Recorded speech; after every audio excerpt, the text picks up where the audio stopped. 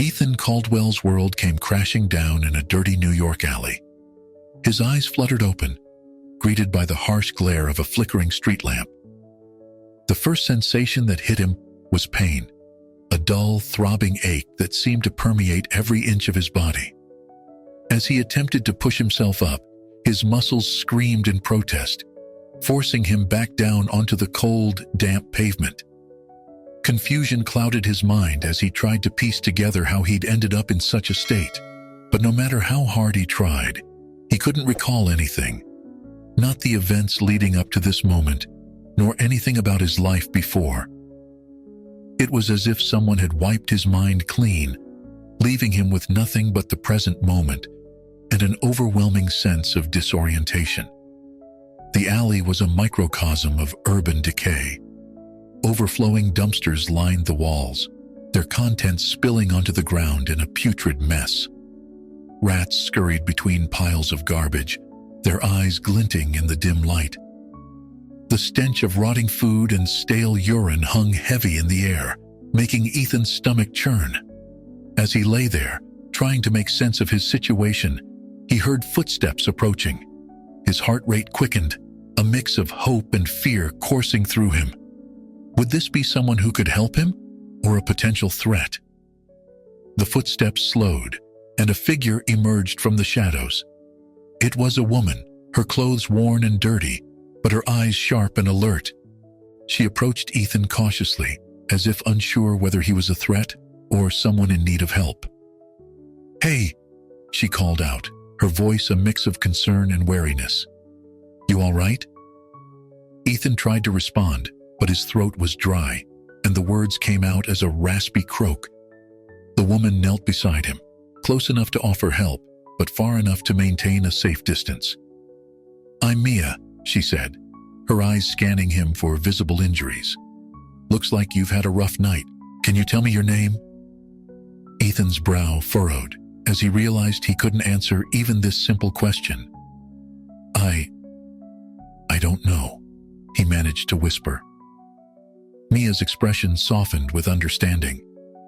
"It's okay," she said, reaching into a tattered backpack. "Here, have some water. You look like you need it." She handed him a partially crushed plastic bottle. Ethan took it gratefully, his shaking hands betraying his weakness.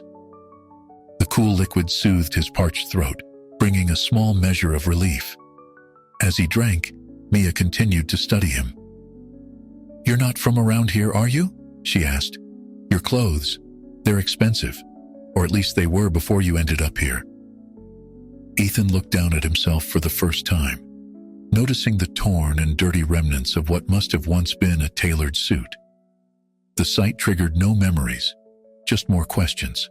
"I don't remember anything," he admitted, the reality of his situation sinking in. "How I got here, who I am, it's all blank." Mia nodded, a hint of sympathy in her eyes. "Memory loss isn't uncommon on the streets," she said. "Trauma, drugs, sometimes just the shock of ending up here. It can mess with your head. But listen, it's not safe to stay out in the open like this. I know a place where you can rest and maybe clear your head a bit. You interested?" Ethan hesitated, weighing his options. He had no idea if he could trust this stranger, but he also had nowhere else to go and no memory to guide him. In the end, self-preservation won out. "Yes," he said, attempting to stand. "Thank you." Mia helped him to his feet, supporting him as they made their way deeper into the maze of back alleys. As they walked, she filled the silence with bits of information about herself. "I used to be a software engineer," she said, a hint of pride mixed with regret in her voice. "Worked for one of those big tech companies. Funny how things change, huh?" Ethan listened, feeling an inexplicable connection to her words. Something about the mention of technology stirred a faint echo in his mind, but it slipped away before he could grasp it. As they reached a hidden doorway tucked behind a dumpster, Ethan found himself wondering about the circumstances that had brought them both to this point. Despite the fog in his mind, he couldn't shake the feeling that there was more to his story than a simple case of memory loss. Little did he know, this was just the beginning of a journey that would challenge everything he thought he knew about himself and the world around him. The following days were a blur of harsh realities and steep learning curves for Ethan. The shelter Mia had brought him to was a cramped, abandoned building, filled with makeshift beds and the acrid smell of unwashed bodies. It was a far cry from the life he suspected he once had, but it offered a modicum of safety from the dangers lurking on the streets. Ethan's first lesson in survival came with the rising sun. Mia shook him awake, her face etched with the kind of weariness that comes from years of struggle. "If you want to eat," she said, "you need to be up early. The soup kitchens don't wait for stragglers." They joined a line of people shuffling towards a nearby church. Ethan's stomach growled as the smell of hot food wafted through the air. He observed the others around him. Some looked defeated, others defiant, but all shared the same look of hunger in their eyes. As they inched forward in the line, Ethan's mind raced. He tried to piece together a plan, to figure out how to improve his situation. His thoughts felt sharp, analytical, as if his brain was a finely tuned instrument. Yet the memories that should have informed his decisions remained frustratingly out of reach. When they finally received their meals, a bowl of watery soup and a slice of bread, Ethan couldn't help but feel a mix of gratitude and dismay. He knew instinctively that he was capable of more than this, but for now, this was his reality. Over the next few weeks, Ethan began to adapt.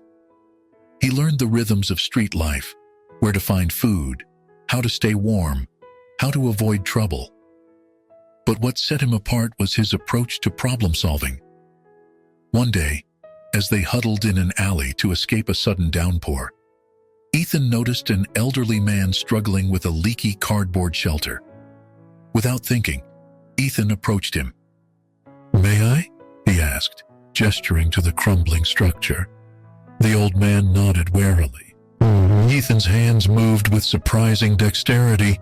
He reinforced the cardboard ballistic sheets, created as a sloped roof to air any of the water away, and used string from a frayed rope to secure. Within minutes, he had transformed the shelter into a waterproof haven.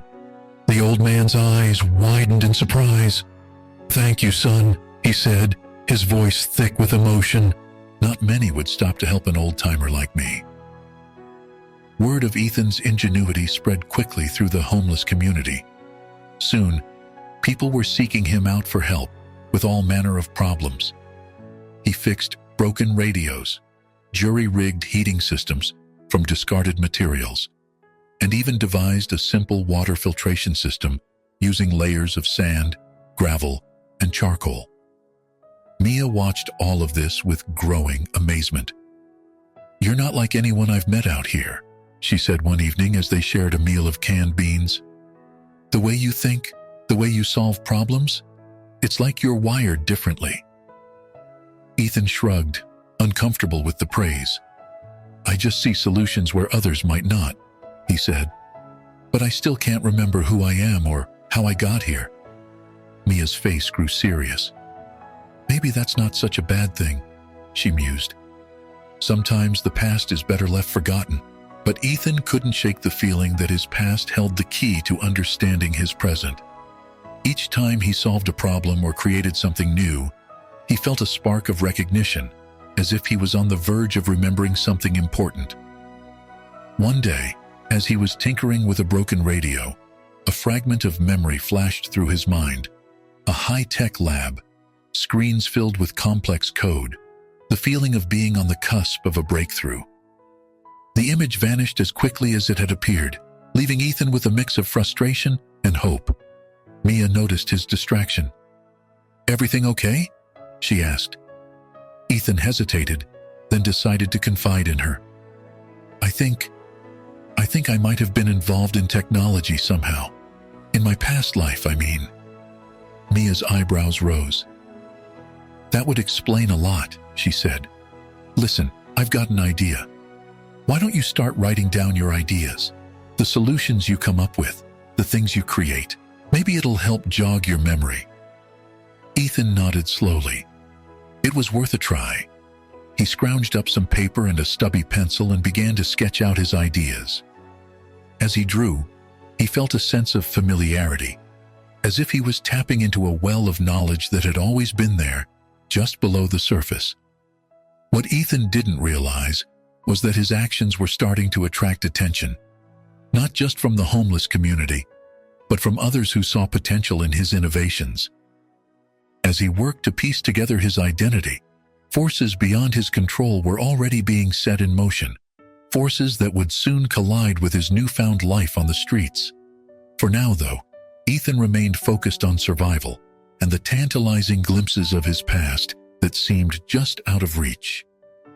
Each day brought new challenges, but also new opportunities to prove his worth and uncover the mystery of his identity. And through it all, Mia remained by his side, a constant reminder that even in the darkest of circumstances, connections could be forged and hope could survive. Ethan's makeshift notebook quickly became his most prized possession. Filled with sketches, diagrams, and hastily scribbled notes, it was a testament to the creativity that seemed to flow effortlessly from his mind. Each page was a window into possibilities, solutions to problems both mundane and complex. One particularly cold morning, as Ethan huddled in a doorway trying to stay warm, an idea struck him. He began sketching furiously, his pencil flying across the page.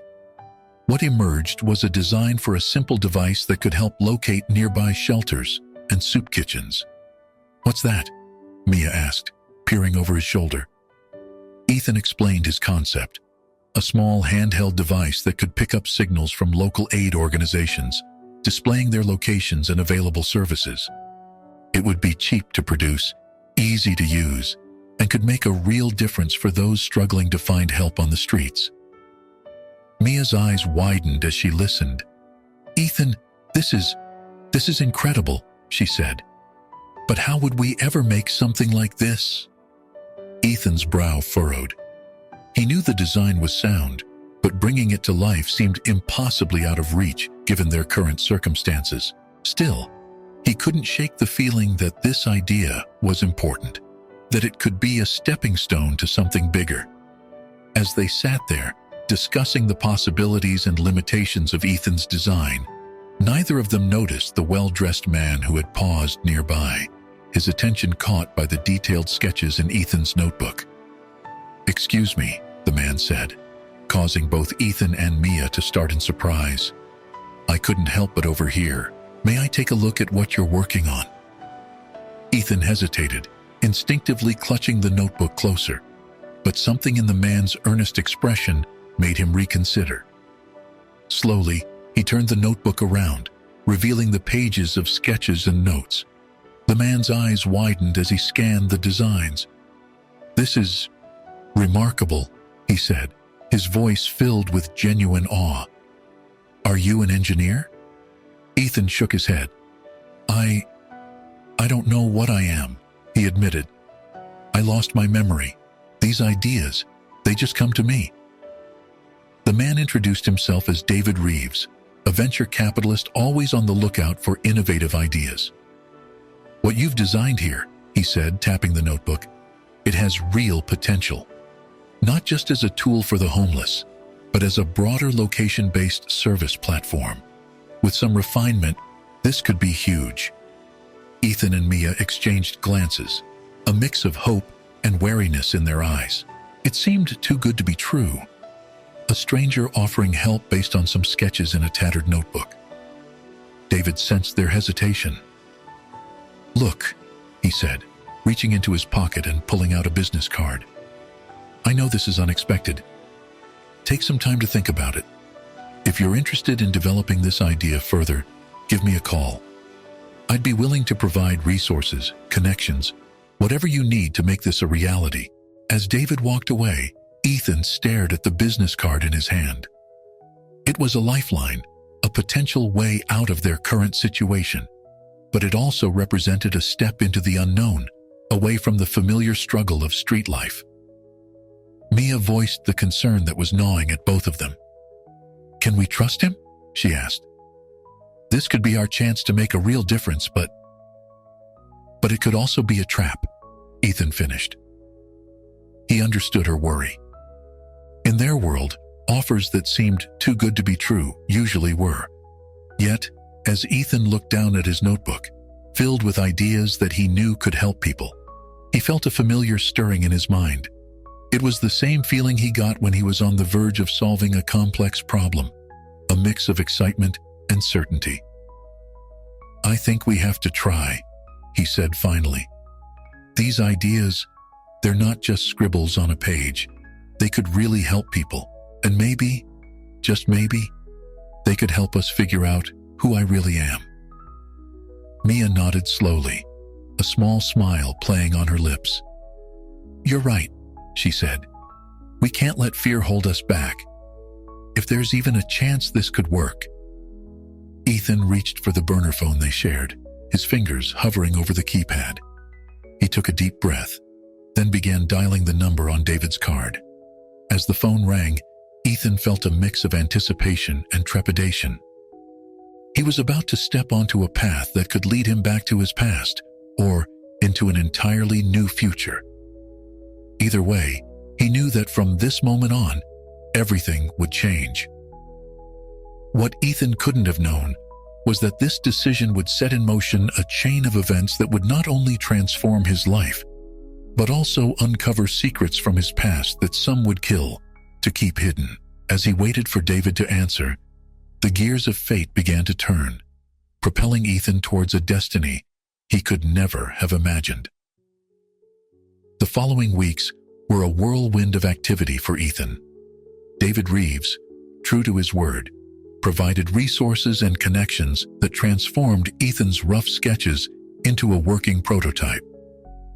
They set up shop in a small, rented office space, a far cry from the streets Ethan had called home, but still modest enough to keep him grounded. Ethan threw himself into the work, his mind seeming to come alive with each line of code he wrote. The application he was developing went beyond his initial concept of locating shelters and soup kitchens. It evolved into a comprehensive platform connecting homeless individuals with various services, from healthcare to job opportunities. Mia was by his side throughout the process, offering insights from her own experiences on the streets and her background in software engineering.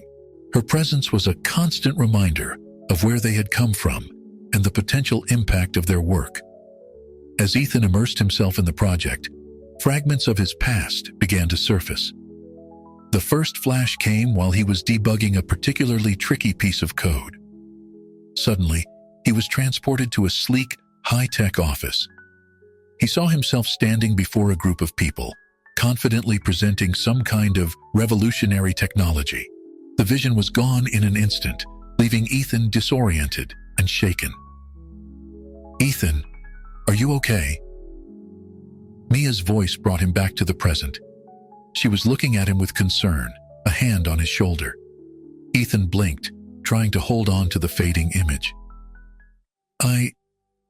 I remembered something," he said, his voice hoarse.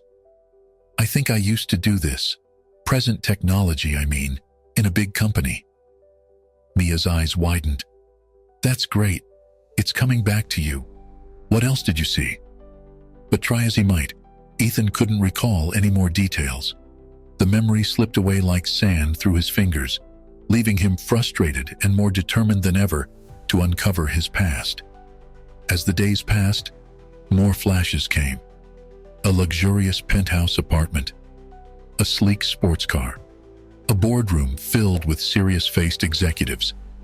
Each memory was tantalizing but frustratingly brief, offering glimpses of a life that seemed worlds away from his current reality.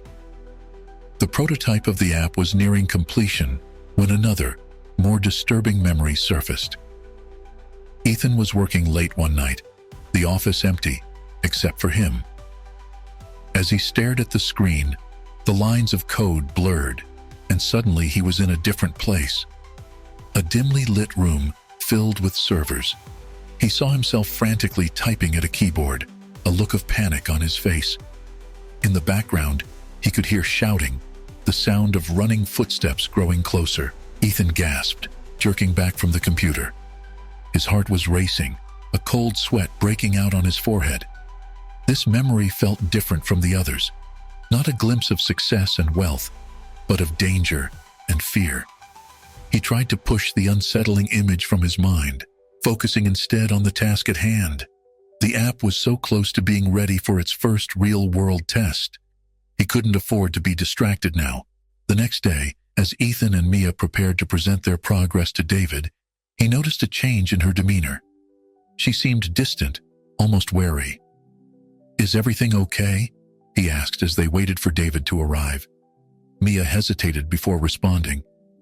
"Ethan, I'm worried," she said finally. "This app, this company we're building, it's amazing. It could help so many people. But I can't help feeling like we're losing sight of where we came from." Ethan frowned. "What do you mean?" "Look at us," Mia gestured around the office. "A few weeks ago, we were on the streets. Now we're here, building a tech startup. It's like a dream come true, but..." She trailed off, struggling to find the words. "But what?" Ethan prompted gently. Mia sighed. "I'm afraid of what might happen if you remember everything. Your old life, your old self. Will you still care about the people we're trying to help? Or will you become just another tech mogul, chasing profits instead of making a real difference?" Ethan was taken aback by her words. He wanted to reassure her, to promise that he wouldn't change. But the truth was, he didn't know who he had been before. What if Mia's fears were justified? Before he could respond, David entered the room, his face beaming with excitement. "Are we ready to change the world?" he asked enthusiastically. As they began their presentation, Ethan's mind was divided. Part of him was thrilled at the prospect of launching their app, of finally seeing their hard work come to fruition. But another part couldn't shake Mia's words, or the unsettling memory that had surfaced the night before. What if remembering his past meant losing sight of the person he had become? And what dangers might be lurking in the memories he had yet to uncover? As Ethan clicked through the slides of their presentation, he couldn't help but feel that he was standing on the edge of a precipice, about to take a leap into the unknown. The launch of Ethan's app was met with unexpected success. Media outlets praised its innovative approach to connecting the homeless with vital services, and investors began circling, sensing the potential for both profit and positive social impact. Ethan should have been elated, but a growing unease gnawed at him. As the app gained traction, Ethan's face began appearing in tech magazines and on news websites. It was during one of these moments, staring at his own image on a computer screen, that another memory hit him with the force of a physical blow. He saw himself in a sleek, modern office, facing a wall of screens displaying complex data. A logo flashed in the corner of his vision, Nexus Technologies. The name sent a jolt through him. This was it. This was where he came from. Driven by this revelation, Ethan began researching Nexus Technologies obsessively. What he found left him cold. The company, once a darling of the tech world, was now embroiled in controversy. Reports of worker exploitation, data manipulation, and unethical... "Ethan," Mia's voice cut through his concentration. "What's wrong? You look like you've seen a ghost." He turned to her, his face pale. I remember where I came from. Nexus Technologies, and it's..." Over the next hour, Ethan shared his discoveries with Mia. As he spoke, more memories surfaced. Board meetings where profit was prioritized over ethics, late nights spent manipulating algorithms to exploit user data. With each revelation, Ethan felt a growing sense of horror. Was this really who he had been? Mia listened in stunned silence. When Ethan finished, she placed a hand on his arm. "This doesn't define you, Ethan. What matters is who you are now, and what you choose to do with this information." Ethan nodded, grateful for her support, but the weight of his past pressed heavily on him. He knew he couldn't ignore this. He had to dig deeper to understand the full extent of what he had been involved in. As Ethan delved further into Nexus Technologies' history, a name kept appearing: Jake Donovan, the company's chief operating officer. In his fragmented memories, Ethan could see Jake's face: sharp features, cold eyes, a smile that never quite reached those eyes. One evening, as Ethan was poring over financial reports from Nexus, a news alert popped up on his screen. His breath caught in his throat as he read the headline: Nexus Technologies under federal investigation for fraud and data manipulation. The article mentioned Jake Donovan as a person of interest in the investigation. As Ethan read, another memory surfaced: a heated argument with Jake in a boardroom. Ethan's voice raised as he threatened to expose something. The memory cut off abruptly, leaving Ethan with a sense of dread. He was so engrossed in the article that he almost missed the sound of footsteps approaching his desk. He looked up to see David Reeves standing there, an uncharacteristically serious expression on his face. "Ethan, we need to talk," David said, his voice low and urgent. "I've just received some concerning information about your past." Ethan's heart raced. Had David discovered his connection to Nexus? Was their partnership about to crumble just as they were on the brink of success? David led Ethan to a private conference room, closing the door behind them. "I have sources in the tech world," he began, "and they've informed me that there are people looking for you. People from your old life who seem very interested in keeping you from remembering who you were." Ethan's mind reeled. "Jake," he muttered. "It has to be Jake Donovan." David's eyebrows shot up. "You remember him?" Ethan nodded grimly. "Bits and pieces. Enough to know that he's dangerous, and that I knew something he didn't want getting out." David leaned forward, his expression grave. "Ethan, I need you to understand the seriousness of this situation. These people, they're not just going to go away. They have resources, connections. If they find out where you are..." He didn't need to finish the sentence. Ethan understood the implication all too well. His past was catching up to him, and it was bringing danger not just to him, but to everyone around him: Mia, David, the entire team working on the app. As the gravity of the situation sank in, Ethan felt a steely resolve forming within him. He had been given a second chance, an opportunity to right the wrongs of his past. He couldn't run from this. "What do we do?" he asked David, his voice steady despite the fear churning in his gut. David's response was interrupted by a commotion outside the conference room. They rushed out to find Mia standing by Ethan's desk, her face pale as she stared at his computer screen. "Ethan," she said, her voice barely above a whisper, "you need to see this." On the screen was an email, sender unknown, containing a single line of text: "We know where you are, Ethan. It's time to come home." The walls seemed to close in around Ethan as he realized that his past had finally caught up with him. The life he had been building, the good he had been trying to do, it was all at risk. And he knew, with a certainty that chilled him to his core, that the real battle was only just beginning.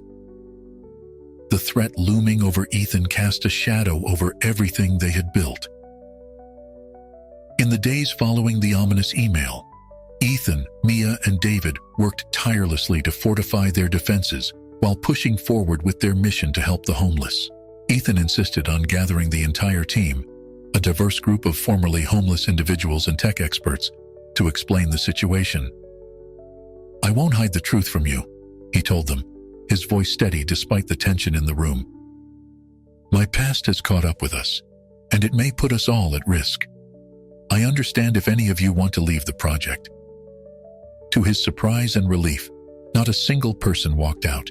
Instead, they rallied around him, each sharing stories of their own struggles and second chances. It was a powerful reminder of why they had started this journey in the first place.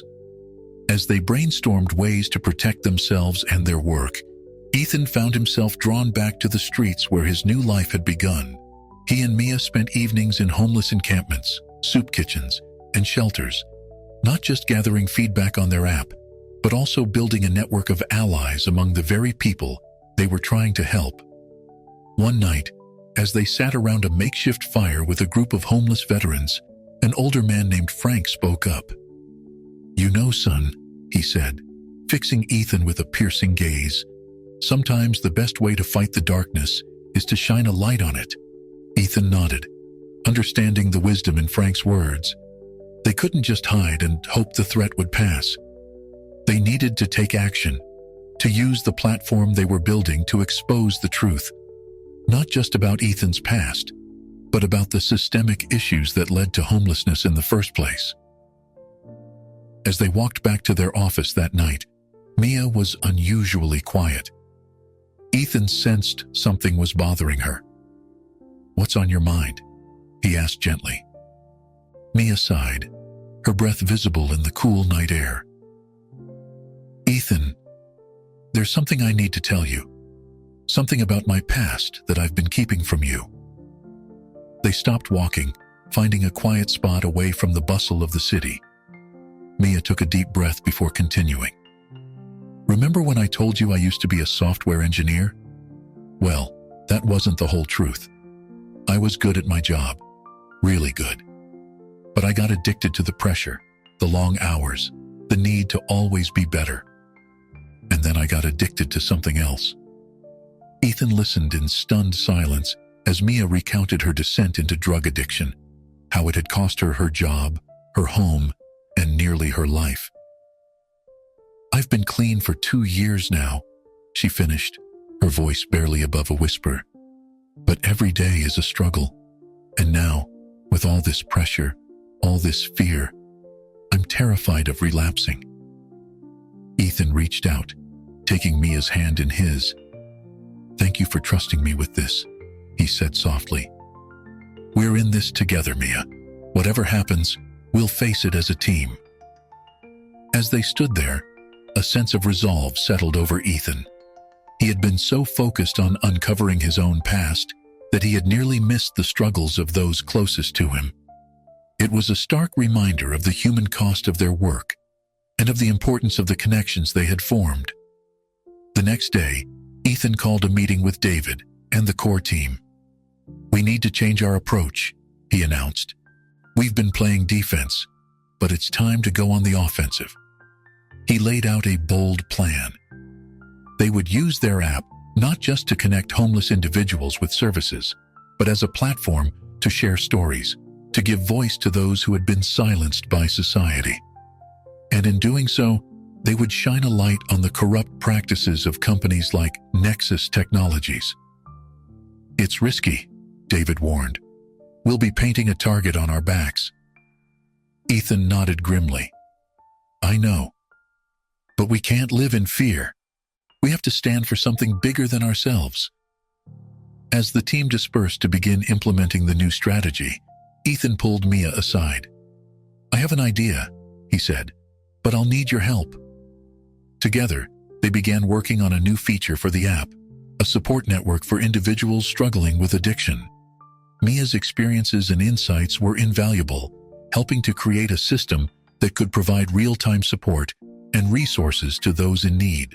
As they worked, Ethan couldn't help but feel a sense of purpose stronger than anything he had experienced since waking up in that alley.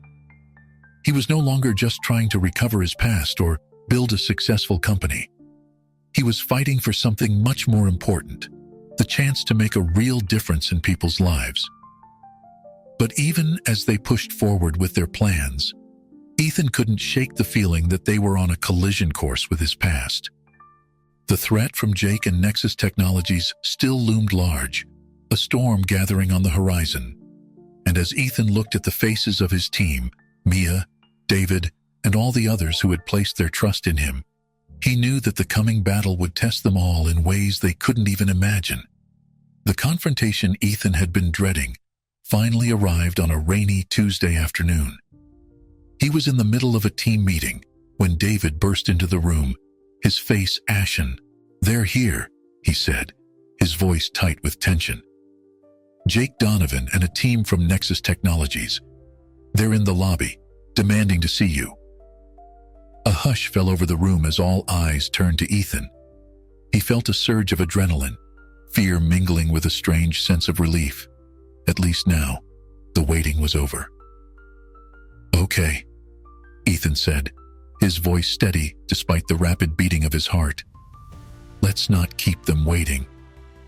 As Ethan made his way to the lobby, flanked by David and Mia, fragmented memories flashed through his mind. Jake's face, twisted with anger, heated arguments in boardrooms, the feeling of mounting dread as he uncovered something deeply wrong within Nexus Technologies. The lobby doors slid open, and there he was. Jake Donovan stood in the center of the room, surrounded by a group of stern-faced men in suits.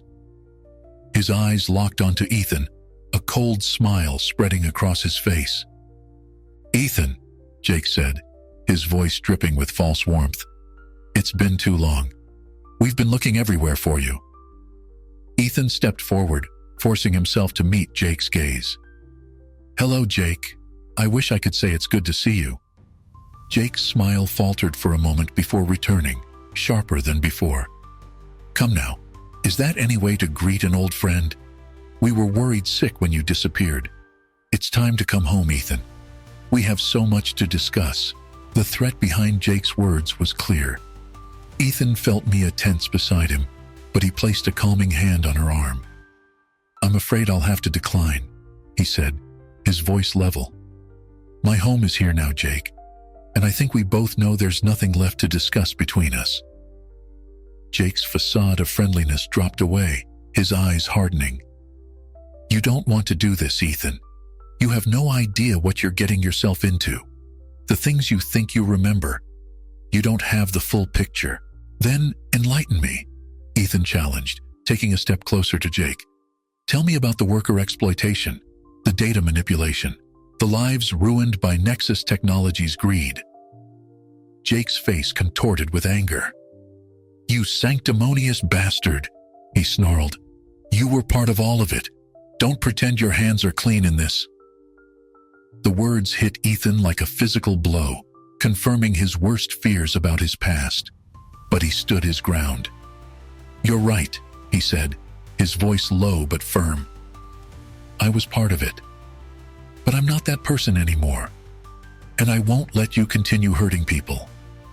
Jake lunged forward, grabbing Ethan by the collar. In an instant, the lobby erupted into chaos. David and Mia moved to intervene, but Ethan held up a hand, stopping them. "It's okay," he said, never breaking eye contact with Jake. "Let him speak. I want to hear what he has to say." Jake's grip tightened, his face inches from Ethan's. "You think you can just walk away? Start over? We made you, Ethan. Everything you are, everything you have. It's because of us. And now you want to tear it all down?" Ethan didn't flinch. "No, Jake. I want to build something better. Something that actually helps people instead of exploiting them." With a growl of frustration, Jake shoved Ethan away. "You're making a big mistake," he warned. "We'll bury you and your little charity project. By the time we're done, you'll wish you'd never woken up in that alley." As Jake turned to leave, Ethan called out, "Is that a confession, Jake? Are you admitting to being behind my memory loss?" Jake froze, his back to Ethan. For a moment, the lobby was utterly silent. Then, without turning around, Jake spoke, his voice cold and menacing. "Prove it."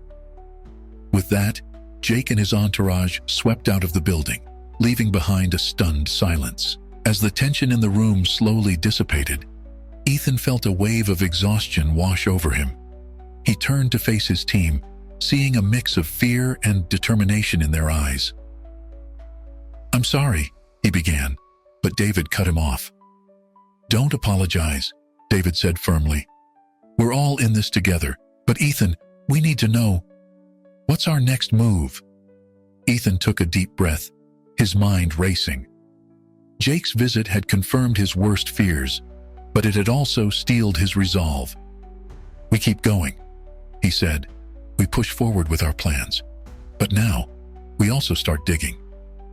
Jake just gave us a lot of information, whether he meant to or not. It's time we use it. As the team dispersed to begin implementing their new strategy, Mia pulled Ethan aside. "Are you okay?" she asked, concern evident in her voice. Ethan nodded slowly. "I will be," he said. "For the first time since I woke up in that alley, I feel like I'm on the right path. It won't be easy, but we're doing something important here, Mia. Something that matters."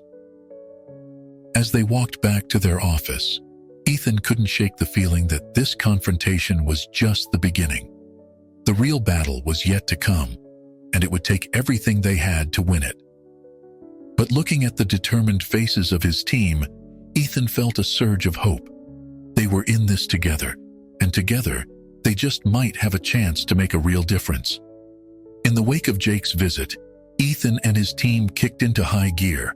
They knew they were operating on borrowed time, and every moment counted.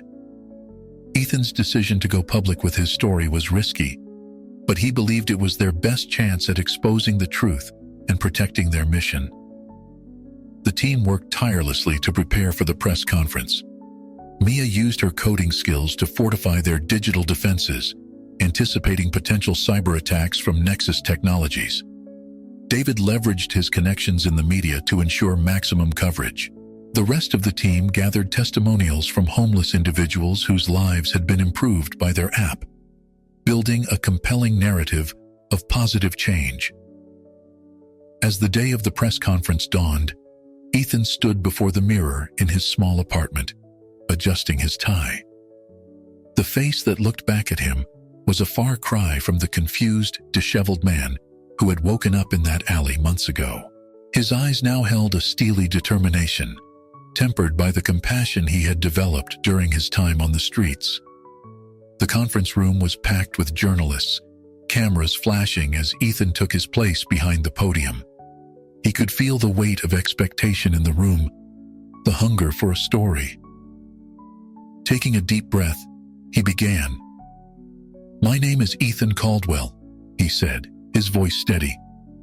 "Until recently, I was the Chief Technology Officer of Nexus Technologies. Some of you may have read about my disappearance and mysterious reappearance.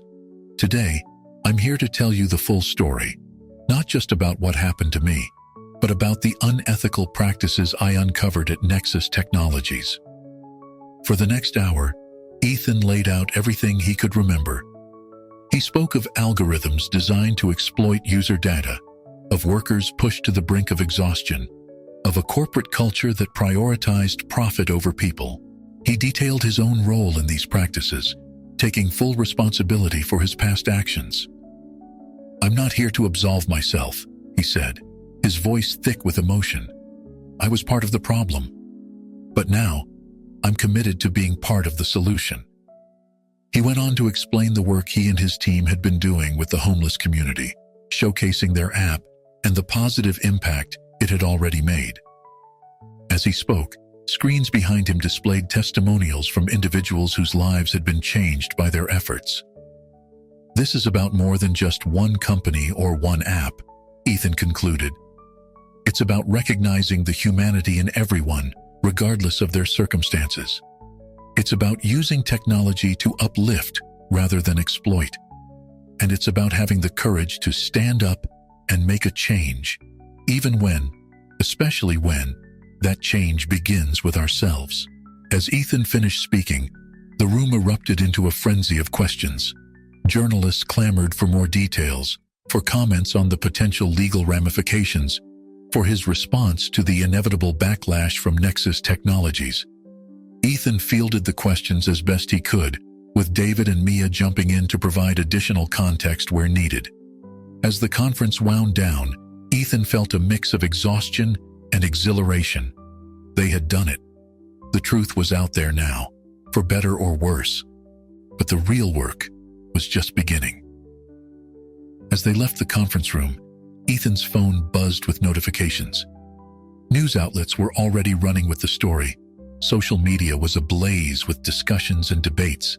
And, most worryingly, there were several missed calls from unknown numbers. "We need to be prepared," David said gravely as they hurried back to their office. "Nexus isn't going to take this lying down. They'll come at us with everything they've got: legal threats, smear campaigns, you name it." Ethan nodded, his jaw set. "We knew this was coming. Let them come. We have the truth on our side." As they entered their office space, they found the rest of the team gathered around a television, watching the coverage of the press conference. The room fell silent as Ethan walked in, all eyes turning to him. For a moment, Ethan was struck by the enormity of what they had just done. They had taken on one of the most powerful tech companies in the world, and there was no going back now. The path ahead would be difficult, possibly dangerous. But then he looked at the faces of his team, people who had been given a second chance, just like him. People who believed in the possibility of change and the power of compassion. And he knew, with absolute certainty, that they were on the right path. "All right, everyone," Ethan said, his voice filled with determination. "This is just the beginning. We've got a lot of work ahead of us. Let's show the world what real change looks like." As the team sprang into action, Ethan caught Mia's eye across the room. She gave him a small nod, a silent acknowledgement of the challenges they faced and the strength they would need to face them. Together, they turned to face whatever was coming next, ready to fight for the future they believed in. The fallout from Ethan's press conference was immediate and intense. Within hours, Nexus Technologies issued a scathing statement, denouncing Ethan as a disgruntled former employee spreading lies. They threatened legal action, claiming breach of contract and defamation. The tech world was in an uproar, with industry insiders taking sides and social media ablaze with debates. Amidst the chaos, Ethan and his team worked tirelessly to keep their project on track. They knew that the best defense against Nexus's attacks was to prove the value of their work. However, the pressure was beginning to take its toll, especially on Mia. Ethan noticed her becoming increasingly withdrawn, her eyes carrying a haunted look he recognized from their time on the streets. One evening, as the office emptied out, he found her huddled in a corner, shaking. "Mia," he said softly, kneeling beside her. "Talk to me. What's going on?" She looked up at him, her eyes brimming with tears. "I can't do this, Ethan," she whispered. "The stress, the fear, it's too much. I've been thinking about using again." Ethan felt a cold grip of fear in his chest. He had been so focused on the external threats that he'd overlooked the internal struggles of his closest ally. "We'll get through this," he said, trying to keep his voice steady. "You're stronger than you know, Mia, and you're not alone in this fight." Despite his words of encouragement, Ethan knew they needed to take action. The next day, he called a team meeting to address the mounting pressure they were all under. "We're fighting for something important," he told them, "but we can't lose ourselves in the process. From now on, we're implementing mandatory breaks, counseling services, and a buddy system to ensure nobody falls through the cracks." As they implemented these changes, Ethan worked closely with Mia to develop a support system for her recovery. They found a local Narcotics Anonymous group and adjusted her workload to reduce stress. Slowly, Mia began to regain her footing, her resilience a testament to the strength she'd developed on the streets. However, just as things seemed to be stabilizing internally, the external threats intensified. One morning, Ethan arrived at the office to find David waiting for him, a grim expression on his face. "We've got a problem," David said, leading Ethan to a private room. "Our main server was hacked last night. They got into everything: user data, financial records, internal communications." Ethan felt the blood drain from his face. "Nexus?" David nodded. "Almost certainly. They're trying to discredit us, maybe even shut us down completely." The implications were staggering.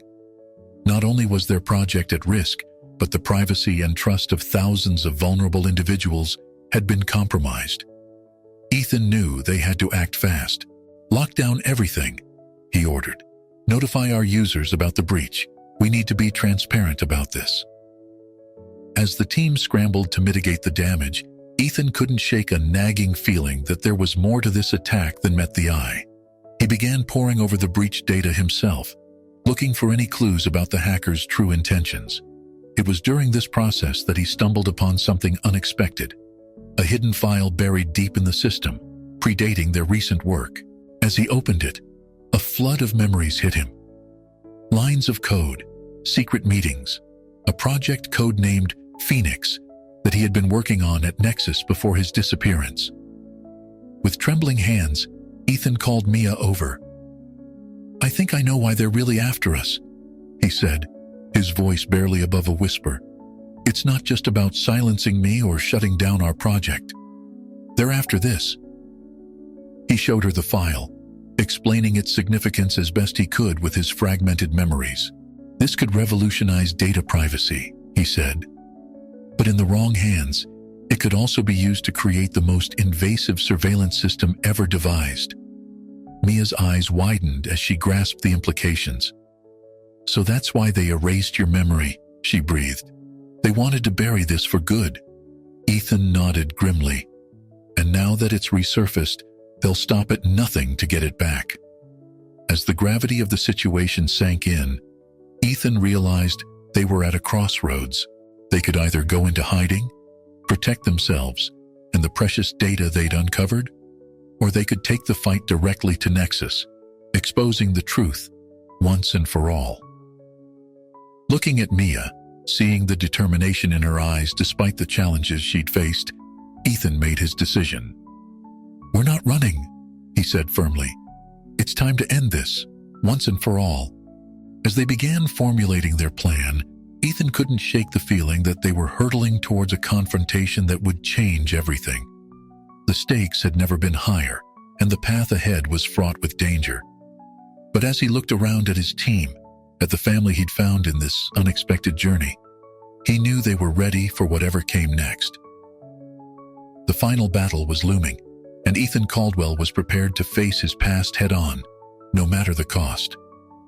The tension in the boardroom was palpable as Ethan sat across from Jake Donovan and the other executives of Nexus Technologies. This meeting, arranged under the guise of negotiation, was Ethan's gambit to bring everything into the open. David and Mia flanked him, while their legal team waited just outside, ready to intervene if necessary. "Let's cut to the chase," Ethan began, his voice steady despite the rapid beating of his heart. "We know about Project Phoenix. We know what you've been trying to hide." Jake's face remained impassive, but Ethan caught the slight twitch in his jaw. "I'm not sure what you think you know, Ethan," Jake replied coolly. "But throwing around baseless accusations isn't going to help anyone." Ethan leaned forward, his eyes locked on Jake's. "Baseless? We have the files, Jake, the ones you thought you'd erased along with my memory. It's over." A heavy silence fell over the room. The other executives shifted uncomfortably in their seats, exchanging worried glances. Jake's composure finally cracked, a flicker of fear crossing his face before being replaced by anger. "You have no idea what you're dealing with," Jake hissed. "Do you think this is just about one company? About profit? The implications of Project Phoenix go far beyond anything you can imagine." As Jake spoke, the boardroom door suddenly burst open. A man Ethan didn't recognize strode in, his presence commanding immediate attention. "That's enough, Jake," the man said, his voice carrying an unmistakable air of authority. Jake paled. "Mr. Roth, I didn't know you were—" "Clearly." The man cut him off before turning to Ethan. "Mr. Caldwell, my name is Alexander Roth. I believe it's time we had an honest conversation about Project Phoenix." Ethan's mind raced. Alexander Roth was a name he'd come across in his research, a shadowy figure with connections to both the tech world and government agencies. His presence here confirmed that the stakes were even higher than Ethan had imagined. Over the next hour, Roth laid out the full scope of Project Phoenix. It wasn't just a data privacy tool. It was a revolutionary AI system capable of predicting and influencing human behavior on a massive scale. In the right hands, it could solve some of humanity's most pressing problems. In the wrong hands, it could lead to unprecedented levels of control and manipulation. We couldn't let this technology fall into the wrong hands, Roth explained. When you threatened to go public with your concerns, Ethan, certain elements within our organization took drastic action. By erasing my memory? Ethan asked, his voice tight with anger. Roth at least had the decency to look uncomfortable. It wasn't supposed to go that far. The intention was to simply relocate you. The memory loss was an unexpected side effect. As the truth unfolded, Ethan felt a strange mix of vindication and horror. His suspicions had been correct, but the reality was far more complex than he'd imagined. So, what happens now? Mia asked, breaking her silence. You can't just sweep this under the rug. Roth nodded gravely. You're right. Which is why I'm here to offer a proposal. He outlined a plan that took Ethan's breath away. Project Phoenix would be moved to a new, independent organization overseen by a diverse board of ethicists, scientists, and public advocates. Ethan and his team would play a key role, ensuring the technology was used for the betterment of society rather than for control or profit. It won't be easy, Roth warned. There are powerful interests who would prefer to see this technology suppressed or exploited. But I believe, with your experiences both in the corporate world and on the streets, you're uniquely qualified to guide this project.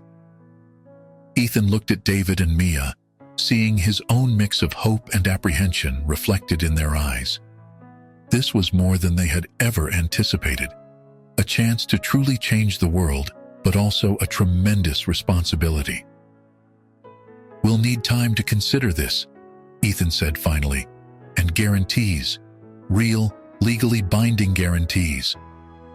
Roth nodded. Of course.